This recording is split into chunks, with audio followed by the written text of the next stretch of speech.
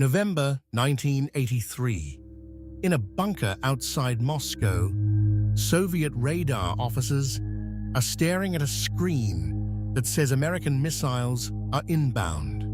In a command post in Belgium, NATO generals are running a war game so realistic that some of the men on the other side of the map genuinely believe it isn't a game at all. Nobody in Washington notices. Nobody in London realizes how close this actually came. It will take decades and a document dump as recent as 2025 for the full picture to surface. This is the week the Cold War almost went hot and almost nobody knew it was happening. Let's back up 11 days. September 26th, 1983.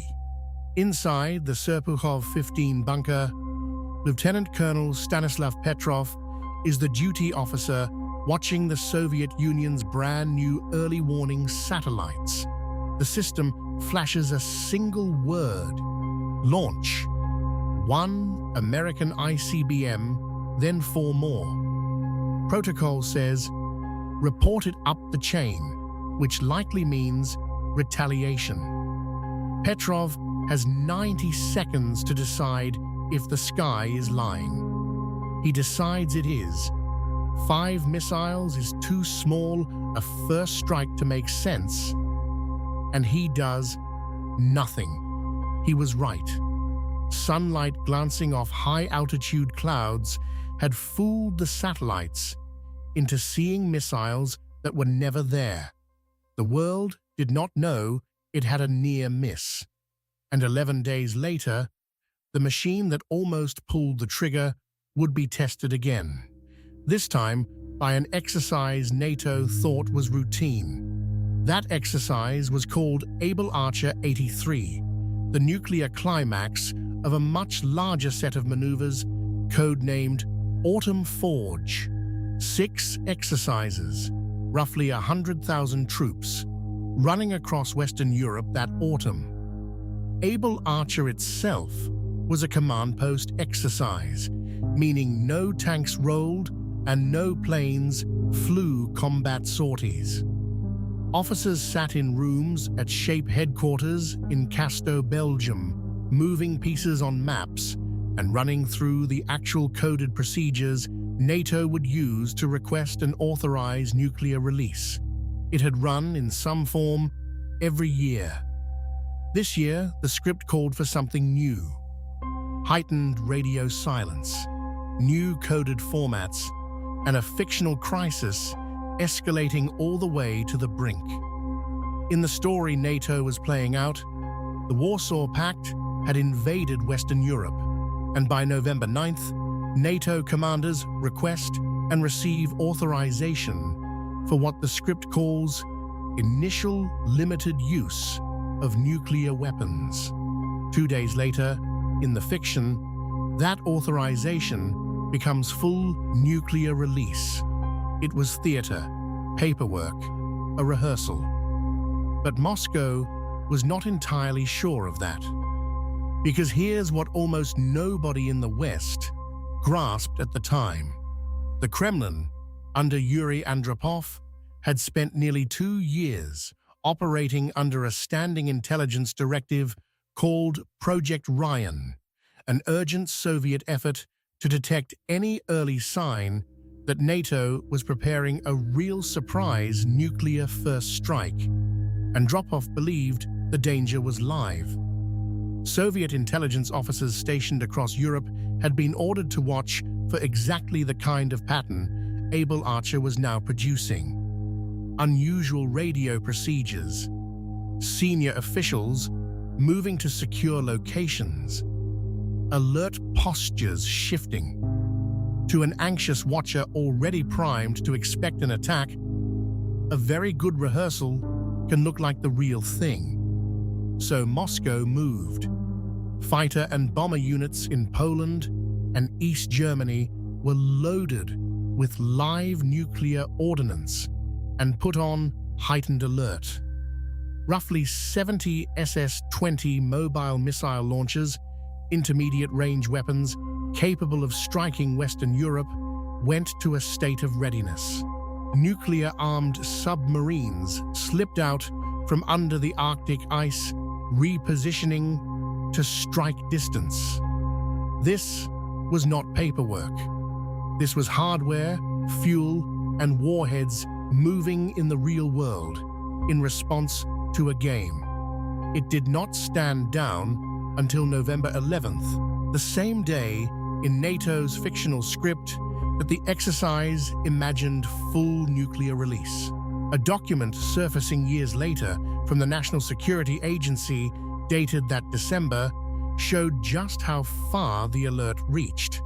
The head of the Soviet Air Forces, Marshal Pavel Kutakov, had personally ordered every unit of the Soviet Fourth Air Army onto alert status, preparations that explicitly included readiness for immediate nuclear use. This wasn't a rumor picked up second-hand. It was a chain of command, actually loading weapons. And why did any of this matter so much, specifically in 1983? Because 2 years earlier, NATO had begun deploying the Pershing II missile to West Germany, a weapon that could reach targets deep inside the Soviet Union in roughly 10 minutes, carrying a warhead of up to 80 kilotons. 10 minutes is barely enough time to confirm an attack is real, let alone decide how to respond. Soviet military planners had spent years warning their own leadership about exactly this, a use it or lose it scenario, where any hint of a coming NATO strike might force the Kremlin to fire first, simply because there would be no time to fire second. Able Archer landed directly on top of that fear. Here is the part that's almost harder to believe than the crisis itself. The United States barely noticed. Intelligence reviews conducted afterward found that Able Archer had, in the words of one report, sounded no alarm bells in Washington. American commanders had no real sense that they had pushed the Soviet military establishment toward its highest state of nuclear readiness since the Cuban Missile Crisis. It was only through a British defector, still operating inside Soviet intelligence, Oleg Gordievsky, that London began to understand how real the Kremlin's fear had been. MI6 briefed Prime Minister Margaret Thatcher directly, concluding the war scare was likely genuine, not staged Soviet propaganda, in part because the alerts had occurred during a major Soviet holiday, a time when normal readiness would have been relaxed, not raised. But history rarely hands us a clean verdict, and this story is genuinely contested. At the time, CIA analysts reviewed the same evidence and reached the opposite conclusion, writing that Soviet actions were not inspired by, and Soviet leaders do not perceive, a genuine danger of imminent conflict. Decades later, historian Simon Miles dug into Soviet archives and found that Project Ryan, the program meant to detect a coming NATO strike, was nowhere near fully operational in November 1983, undercutting the idea that Moscow's war machine was primed to hit a hair trigger. Even Gordievsky's account has been challenged from the other side. Soviet Marshal Sergei Akrameyev later dismissed his revelations as self-serving falsifications.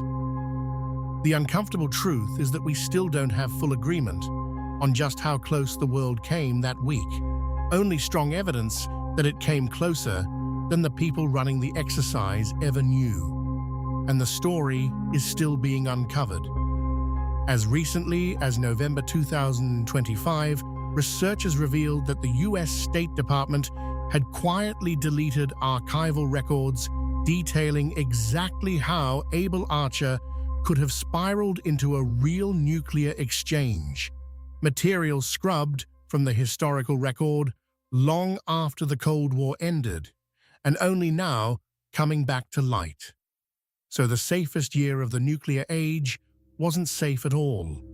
It was a week where a training exercise, a defector's warning, a scrubbed archive, and a decorated officer's gut instinct, 11 days earlier, all quietly decided whether the story of the 20th century kept going. If you want to see another moment where the whole board nearly flipped over, the next episode of Turning Points is waiting for you.